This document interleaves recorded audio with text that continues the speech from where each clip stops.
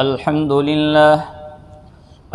لله نحمده ونستعينه ونستغفره ونؤمن به ونتوكل عليه ونعوذ بالله من شرور أنفسنا ومن سيئات أعمالنا من يهده الله فلا مضل له ومن يضلله فلا هادي له ونشهد أن لا إله إلا الله وحده لا شريك له ونشهد أن سيدنا ومولانا محمدا عبده ورسوله صلى الله تعالى عليه وعلى آله وأصحابه وسلم تسليما كثيرا كثيرا وداعيا إلى الله بإذنه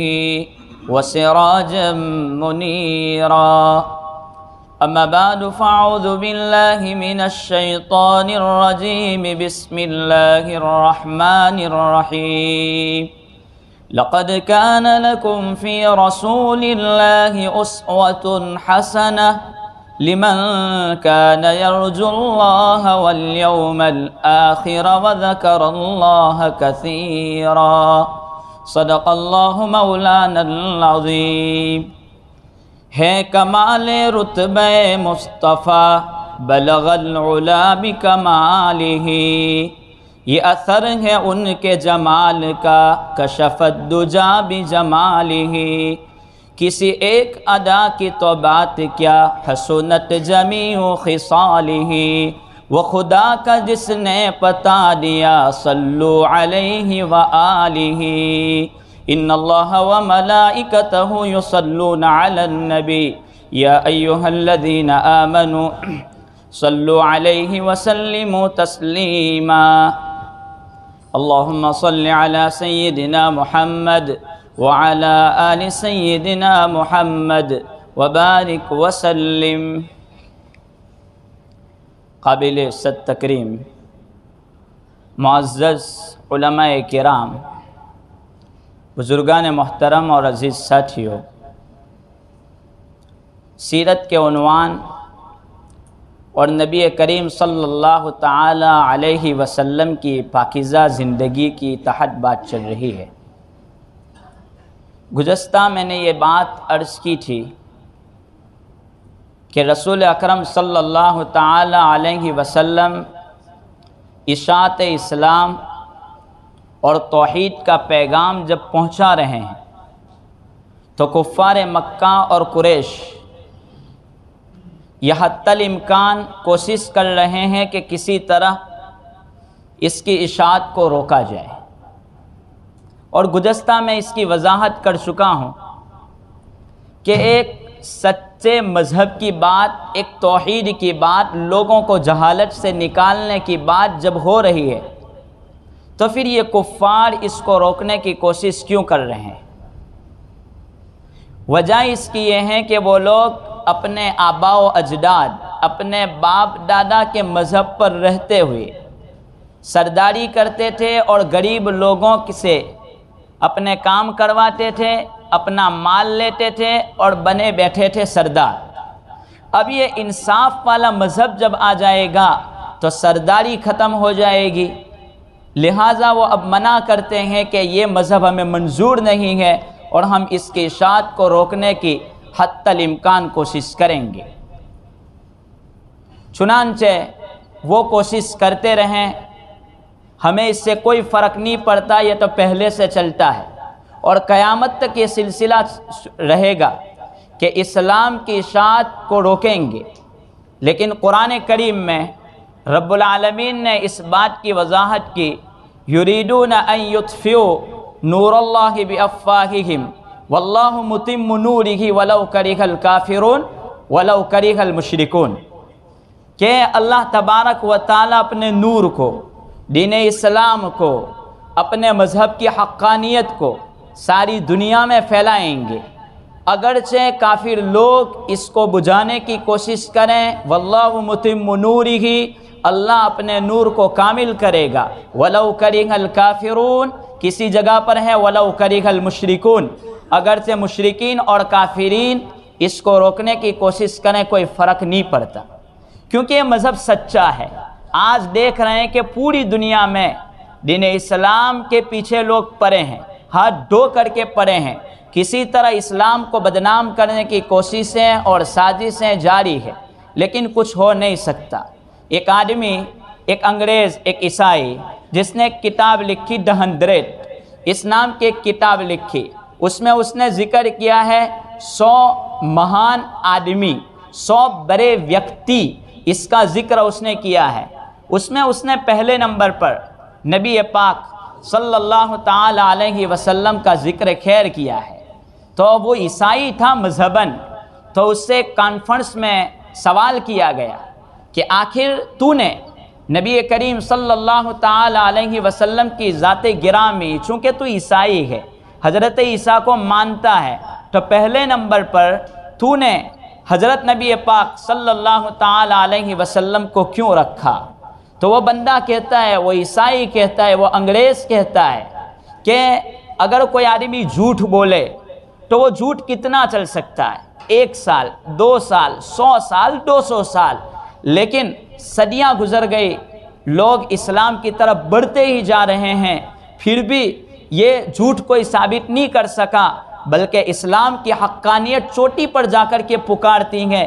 تو میں نے یہ فیصلہ کیا کہ کوئی جھوٹا چہرہ ہو نہیں سکتا، یہ کوئی جھوٹا آدمی ہو نہیں سکتا، اسی لحاظ سے میں نے نبی کریم صلی اللہ تعالی علیہ وسلم کی ذات گرامی کو اول نمبر پر رکھا کہ یہ سچا اور پکا موحد ہے اور پکا نبی ہے۔ تو کوئی کتنی بھی کوشش کرے لیکن ہو نہیں سکتا۔ اب ہوتا کیا؟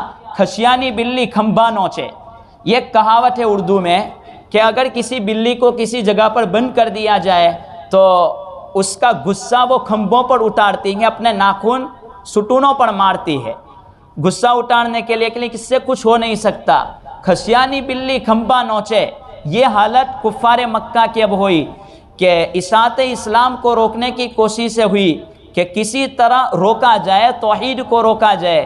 چنانچہ میں نے گزشتہ بھی عرض کیا کہ اب لوگ حج کے لیے مکۃ المکرمہ پہنچ رہے ہیں، تو ان لوگوں کی کوششیں یہ ہیں کہ آئے تو آنے والے مہمانوں سے کہیں کہ یہ ساحر ہے، یہ جادوگر ہے، یہ کاہن ہے، یہ شاعر ہے، یہ مجنون ہے، یہ ایسے ایسے الفاظ پکارے جائیں تاکہ لوگ محمد کے قریب نہ ہوں۔ لیکن یہ کوشش بھی ان کی ناکام رہی، رفتہ رفتہ لوگ دھیرے دھیرے لوگ اسلام میں آتے جا رہے ہیں۔ تو اب کام نہ بن پڑا تو وہ لوگ اب گئے رسول اکرم صلی اللہ تعالی علیہ وسلم کے پاس، اور جا کر کے وہ کفار کے بڑے بڑے لوگ تھے، عاص بن وائل، ولید بن مغیرہ، عاص بن نفیس، ابو جہل، اسود بن یغوث، یہ کچھ نام ہے، وہ لوگ گئے تھے رسول اکرم صلی اللہ تعالی علیہ وسلم کے پاس، اور جا کر کے انہوں نے کہا کہ آپ سچے نبی ہیں؟ یہ سوال کیا، اگر آپ سچے نبی ہیں تو ہمیں کوئی علامت چاہیے آپ کی نبوت کی، اور ایک روایت میں یہ ہے کہ آپ چاند کے 2 ٹکڑے کر کے دکھا دیں اگر آپ سچے نبی ہیں تو رسول اکرم صلی اللہ تعالی علیہ وسلم نے ارشاد فرمایا، اگر میں اپنی نبوت کا معجزے کا اظہار کر دوں تو کیا آپ مجھ کو نبی مانیں گے اور اللہ کی وحدانیت کا اقرار کریں گے؟ تو ان کفار نے کہا بالکل ہم اقرار کریں گے۔ چنانچہ رسول اکرم صلی اللہ تعالی علیہ وسلم نے اپنے ہاتھ اٹھائے، دعا کی اپنے رب سے، اے اللہ ان لوگوں کا سوال ہے، یہ سوال اب مجھ سے پورا کر دے۔ ایک نبی ہے جن کا مقام اللہ کے بعد ہے، لا يمکن الثنا کما کان حق بعد از خدا بزرگ، تو یہ قصہ مختصر حضور نبی کریم صلی اللہ علیہ وسلم اپنے رب سے دعا کرتے ہیں امت کو تعلیم دینے کے لیے کہ میں اگرچہ نبی ہوں، میرا مقام اللہ کے بعد ہے، لیکن مجھے بھی اللہ سے دعا کرنے کی ضرورت ہے۔ تو حضور دعا کر کے بتلا رہے ہیں کہ آپ اپنی ضرورت اپنے رب سے مانگو۔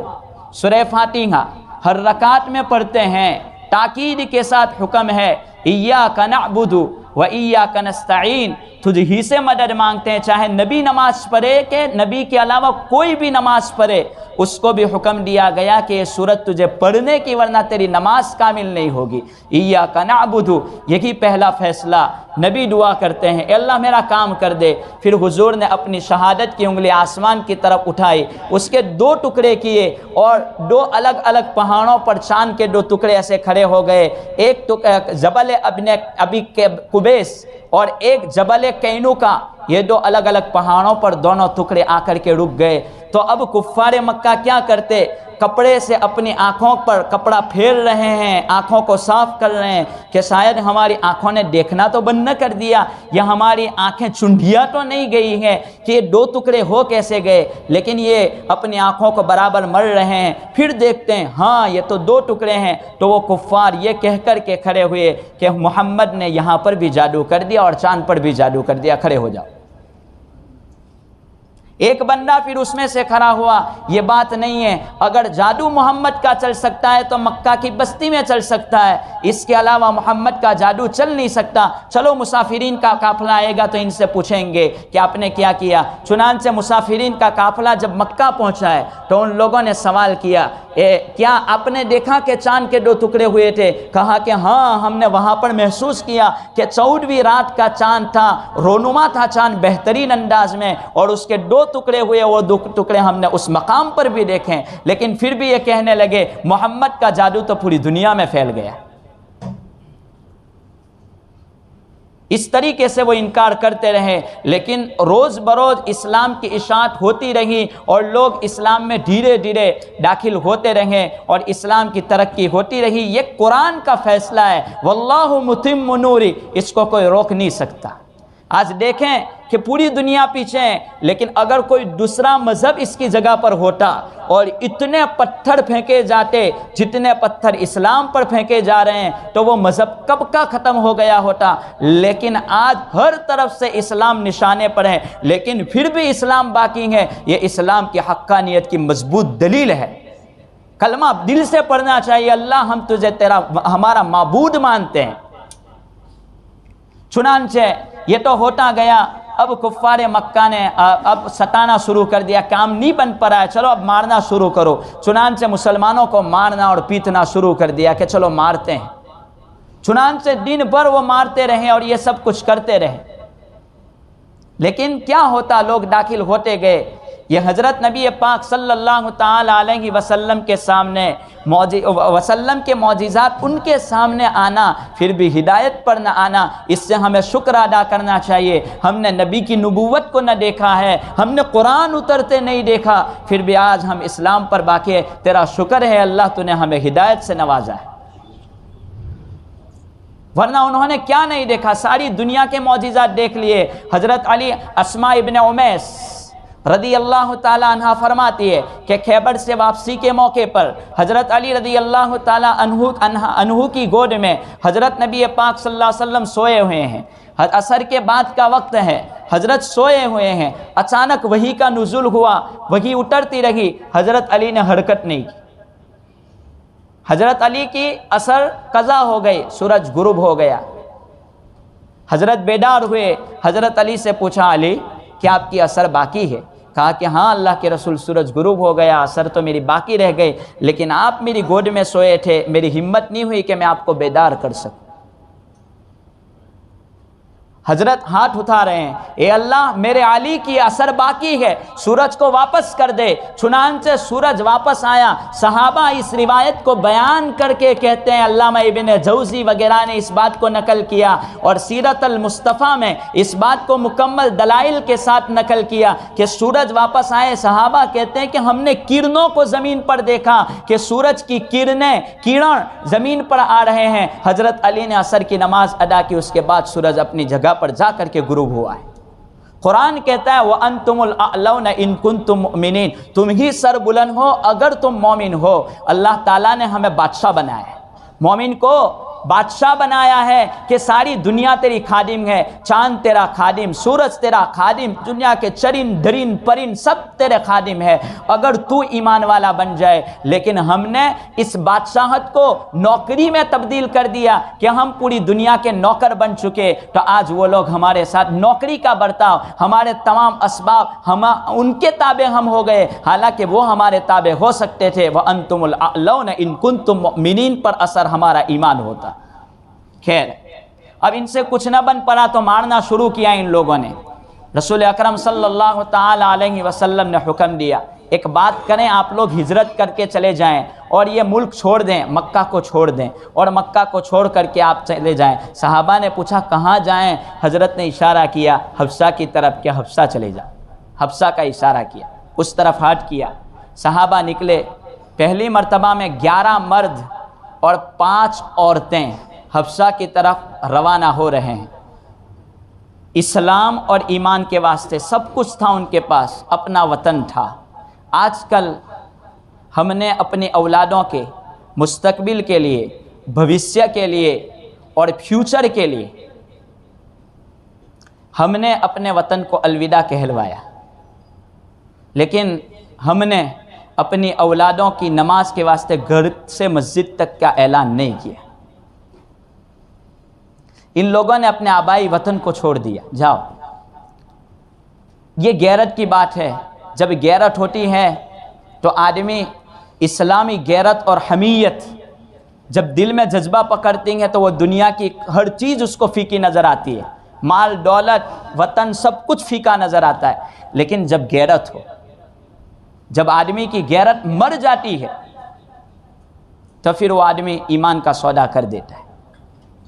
غیرت کی وقت تو پوچھیں حذیفہ ابن یمان سے، کسریٰ کے محل میں پہنچے اور کھا رہے ہیں کھانا، ایک لقمہ زمین پر گرا، اٹھا رہے ہیں اس کو صاف کر کے کھا رہے ہیں۔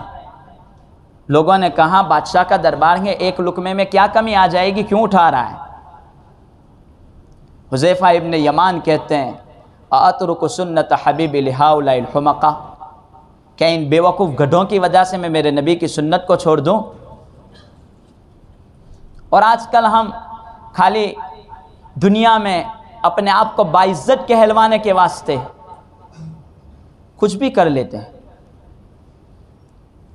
16 آدمیوں کی جماعت حبشہ کی طرف روانہ ہوئی۔ یہ سبق لیں اس عبرت سے کہ انہوں نے اپنے وطن کو چھوڑا تھا اسلام کی بقا کے لیے، اپنے ایمان کو باقی رکھنے کے لیے۔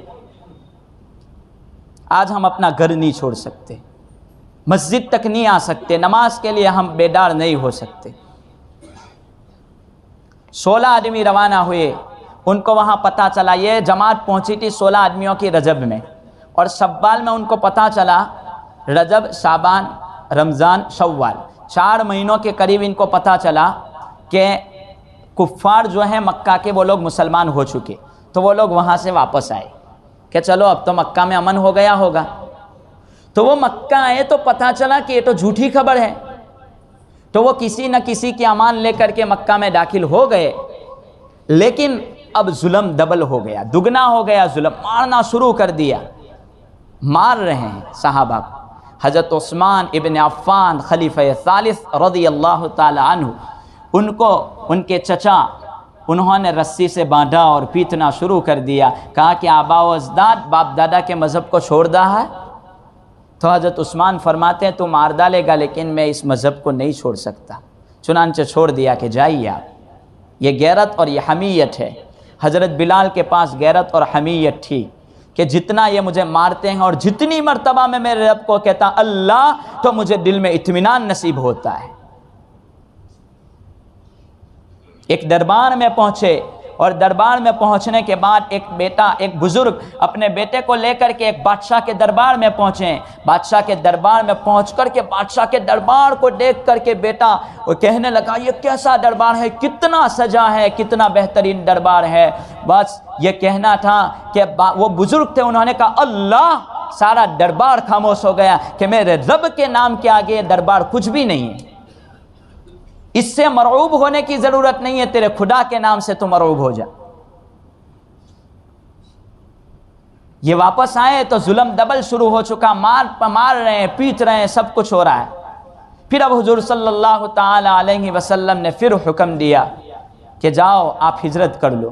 پھر دوسری مرتبہ حبشہ کی طرف ہجرت ہوئی، اور اس مرتبہ میں 86 مرد اور 15 عورتیں حبشہ کی طرف روانہ ہو رہی ہے، اور یہ روانہ ہوئے، وہاں جا کر کے پہنچے۔ اب یہ لوگوں نے سمجھا کہ اب کام بہت آگے بڑھ چکا ہے، اب کسی طرح روکنا چاہیے، کوشش کرنی چاہیے۔ تو یہاں سے تحائف اور ہدیے لے کر کے لوگ پہنچے حبشہ کے بادشاہ کے پاس کہ چلو وہاں سے ان کو واپس لائیں، ورنہ یہ لوگ تو اسلام تو ترقی کیے جا رہا ہے۔ اب کیا تھا، امن تھا مکہ میں، پھر بھی وہاں گئے، اور وہاں بادشاہ کے جو وزیر لوگ تھے، بادشاہ کے مصاحبین، ساتھ بیٹھنے والے لوگ تھے، ان کو ہدیہ اور تحفے دیے، اور کہا کہ آپ بادشاہ سے بات کریں کہ ہم آپ سے ملنا چاہتے ہیں، اور ان کو ہمارے پاس واپس کر دیں، ان کی کوئی بات نہ سنیں، اگر ان کی بات سنی جائے گی تو یہ اپنے حق کو ثابت کر دیں گے۔ چنانچہ بادشاہ کے پاس جب بات رکھی گئی، بادشاہ نے کہا یہ ہو نہیں سکتا، کوئی اگر میرے ملک میں آیا ہے تو بات سنے بغیر میں ان کو واپس نہیں کر سکتا۔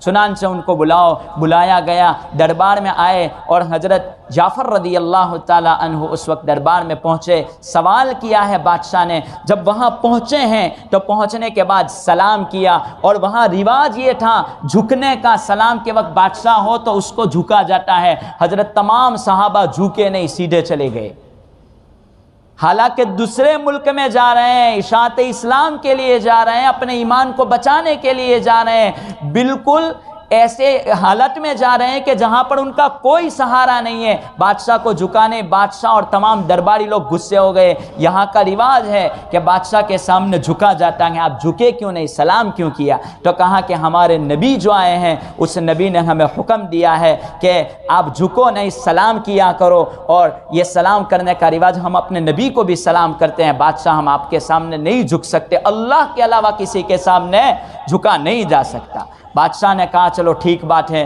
آپ کون ہیں، کہاں سے آئے ہیں، کیا ہے؟ کہا کہ ہم جہالت کی زندگی گزارتے تھے، مردار جانوروں کو کھاتے تھے، اور ہم ظلم کرتے تھے، غریبوں کا مال لوٹ لیتے تھے۔ ایک محمد صلی اللہ علیہ وسلم، اللہ نے اس نبی کو بھیجا، اس نبی نے توحید کا پیغام دیا، ایک اللہ کا پیغام دیا۔ اس کے بعد ہم نے کلمہ پڑھا، آج عزت کی زندگی جی رہے تھے کہ کافر لوگوں نے ہم کو مارنا شروع کر دیا۔ یہ جو لوگ ہم کو لینے کے لیے آئے ہیں، انہوں نے ہم کو بہت مارا، اور مارا تو ہم یہاں چلے آئے ہیں۔ بادشاہ نے کہا تم ہمارے یہاں رہو، آپ پر کوئی دباؤ نہیں ہوگا، آپ کی حفاظت کی جائے گی۔ اس کے بعد یہ کام نہیں بن پڑا، تو اب بادشاہ اخیر میں کہتا ہے حضرت جعفر سے کہ آپ کے نبی پر کوئی کلام اترتا ہے، وہ کلام آپ مجھ کو سناؤ۔ چنانچہ سورہ مریم کی ابتدائی آیتیں کاف ہا یا عین صاد ذکر رحمت ربک عبدہ زکریا اذ نادى ربہ نداء خفیا، یہ آیتیں جب پڑھی تو سارا دربار رونے لگا،